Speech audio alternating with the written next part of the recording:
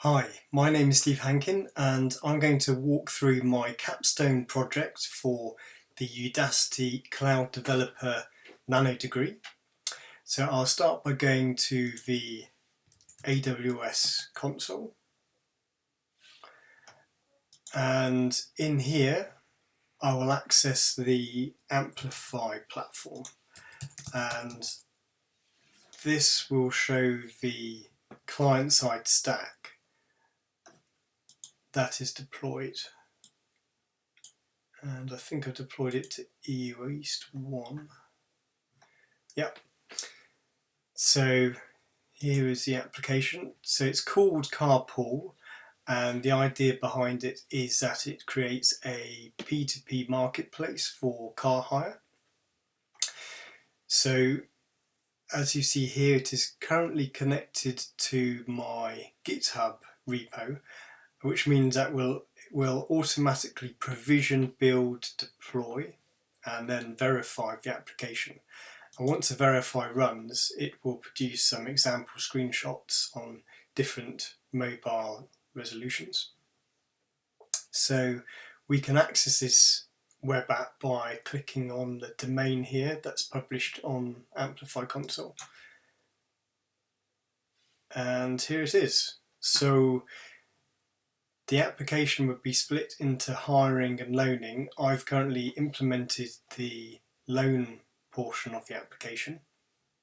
And if we go into loan, we see that first of all we're required to log in. So we need to be authenticated because it needs to know who we are to be able to put a unique authenticated ID against each car loan that's created.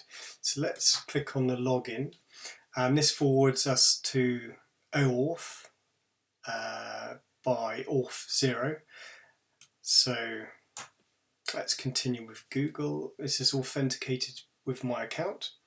So now when I try to loan, I'm now able to specify a make and model. So let's go ahead and put one in.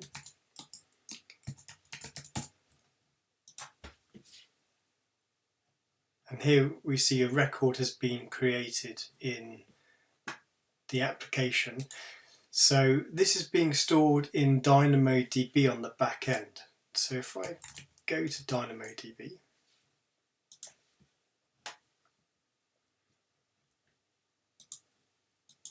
and have a look at the tables, again we need to be now, okay, so this is actually, although the application Amplify stack is in US East, the serverless stack is in EU West 2. So let's go there, check the car schema, and we see that a new item has been created in the car table. So a couple of things to note here. It's been timestamped. The owner ID is set to my authenticated Google ID, and we have a unique ID for the record as well. Now I'm actually hashing this table using both the ID of the car and the ID of the user, and so that we can partition cars by each authenticated user that's logged in.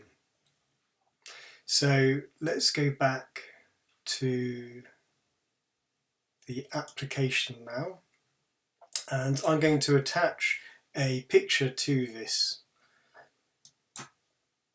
And what this is going to do is it's going to use the S3 signed URL method to load this into a bucket. So I upload the picture, and we see now the picture's available. We should be able to see this also within S3.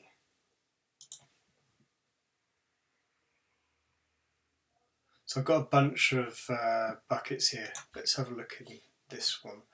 So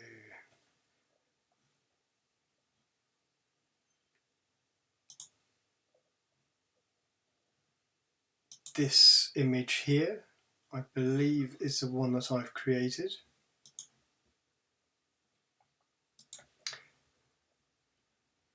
Yep, has the right timestamp. Let's go ahead and create a few more. So let's see.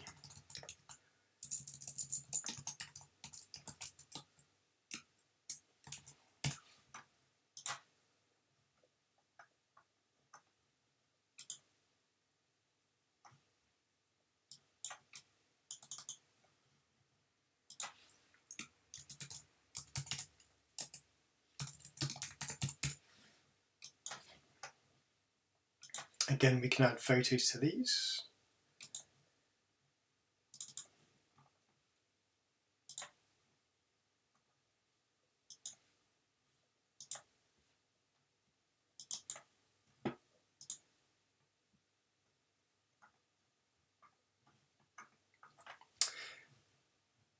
So I've created 3 example cars. What I'll do now is show what happens when we switch accounts. So I'll log out. I'm going to log back in. This time I'm not going to authenticate with Google. I'm going to use a separate account that I've created with Auth0.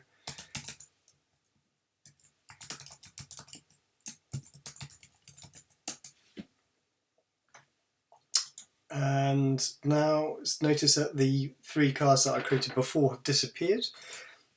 I'll go ahead and create an example under this account.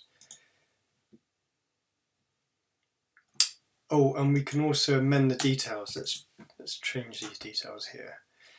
This is an amendment for the make and model. Now, if we choose a picture,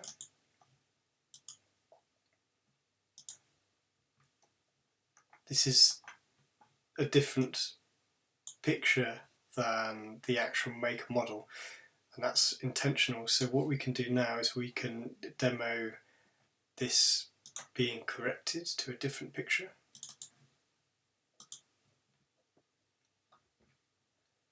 And now we have the correct picture for this make and model. Now what I want to do is